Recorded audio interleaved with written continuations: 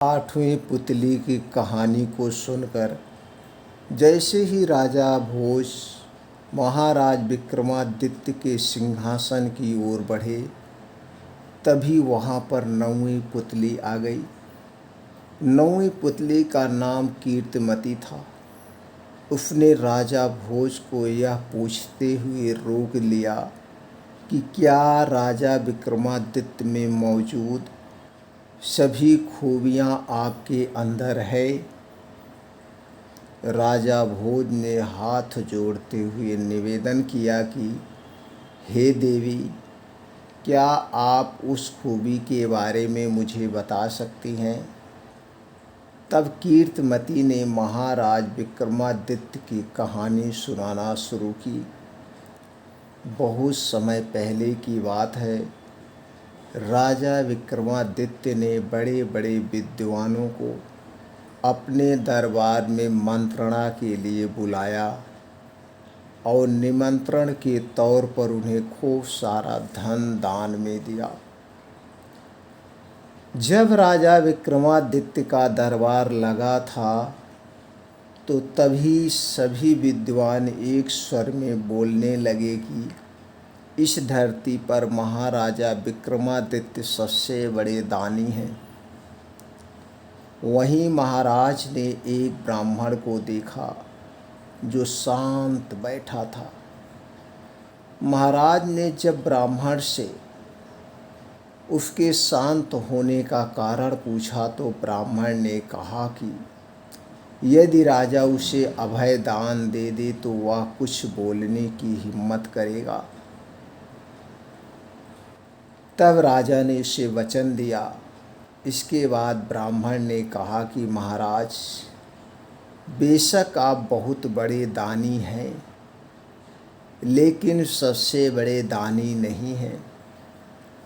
ब्राह्मण के वचनों को सुनकर सभी दरबारी ब्राह्मण की ओर देखने लगे और महाराज ने ब्राह्मण की निडरता की तारीफ की। इसके बाद विक्रमादित्य ने पूछा कि तो फिर इस धरती पर सबसे बड़ा दानी कौन है। तब ब्राह्मण ने कहा कि समुद्र की दूसरी ओर बहुत संपन्न राज्य है जिसके राजा कीर्तिध्वज सबसे बड़े दानी हैं। वह रोजाना जब तक 1,00,000 स्वर्ण मुद्राएं दान नहीं करते तब तक वह कुछ भी ग्रहण नहीं करते हैं। मैंने भी कुछ दिन तक उनके दरबार में जाकर दान ग्रहण किया था। महाराज विक्रमादित्य ने ब्राह्मण की यह बात सुनकर उन्हें बहुत सारा धन देकर विदा किया और स्वयं बेताल की मदद से समुद्र के पार राजा कीर्तिध्वज के राज्य पहुंच गए। वह सीधा कीर्तिध्वज के दरबार में पहुँचे और उनसे अपने लिए एक नौकरी की मांग की।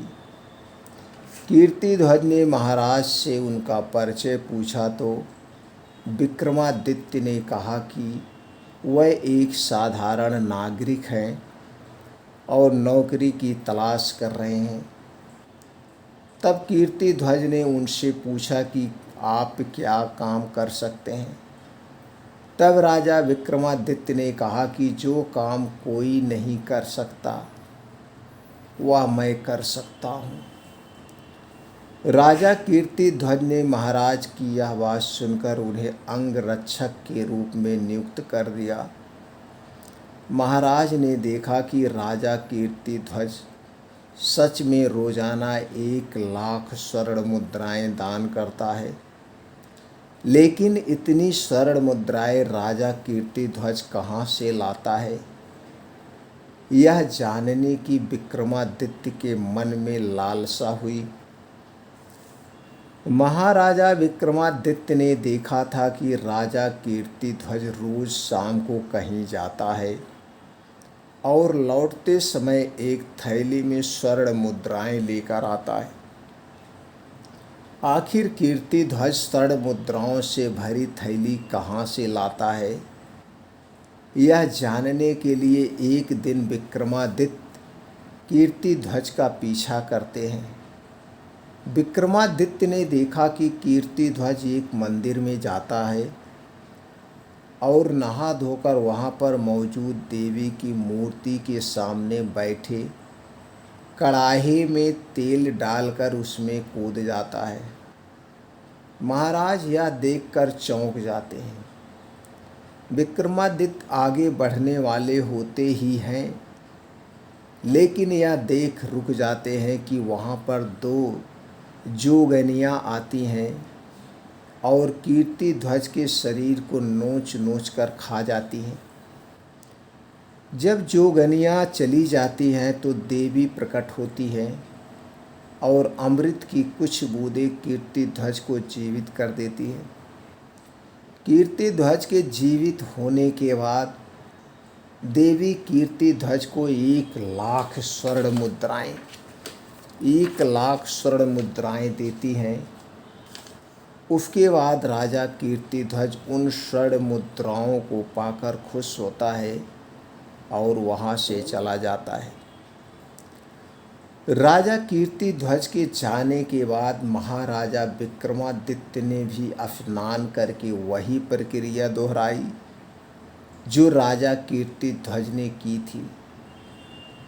इसके बाद देवी ने प्रकट होकर महाराजा विक्रमादित्य को भी जीवित कर दिया और उन्हें स्वर्ण मुद्राएं देनी चाहिए। लेकिन विक्रमादित्य ने यह कहकर मना कर दिया कि देवी की कृपा ही उनके लिए सब कुछ है। इस प्रकार से विक्रमादित्य ने 7 बार इस प्रक्रिया को लगातार दोहराया और 8वीं बार देवी ने उनसे बहुत प्रसन्न होकर उन्हें वरदान मांगने के लिए कहा। तब महाराज ने देवी से उस थाली को मांग लिया जिसमें से वह 1,00,000 स्वर्ण मुद्राएं निकालकर कीर्तिध्वज को देती थी। देवी वह थाली महाराज विक्रमादित्य को दे देती है। इसके बाद पूरा मंदिर वहाँ से गायब हो जाता है। दूसरे दिन जब राजा कीर्तिध्वज वहाँ जाता है तो उसे वहाँ सिर्फ मैदान ही दिखाई देता है। मंदिर न मिलने पर कीर्तिध्वज दुखी हो जाता है। वह सोचता है कि उसकी रोज़ाना 1,00,000 स्वर्ण मुद्राएं देने का नियम अब टूट जाएगा। इस विचार के साथ वह अपने महल वापस आ जाता है और उदास होकर बैठ जाता है। तभी विक्रमादित्य वहाँ पहुँच जाते हैं और कीर्तिध्वज से उनकी उदासी का कारण पूछते हैं। तब राजा कीर्तिध्वज उन्हें सारी बात बताते हैं। राजा कीर्तिध्वज की बात सुनकर महाराज विक्रमादित्य उनके हाथों में वह जादुई थैली रख देते हैं जो उन्होंने देवी से हासिल की थी। थैली को पाकर राजा कीर्तिध्वज को अपनी आँखों पर विश्वास नहीं हुआ और उन्होंने विक्रमादित्य से उनकी सच्चाई जाननी चाहिए और पूछा कि आखिर देवी की यह थाली उन्हें कैसे मिली। तब महाराज विक्रमादित्य ने राजा कीर्तिध्वज को सारी बातें सच सच बता दी। राजा कीर्तिध्वज को जब विक्रमादित्य की असलियत पता चली तो उन्होंने विक्रमादित्य को गले में लगा लिया और कहा कि आप ही इस धरा पर सबसे बड़े दानी हैं। राजा कीर्तिध्वज से विदा लेकर महाराज विक्रमादित्य अपने राज्य वापस आ गए और वह पुतली वहाँ से उड़ जाती है।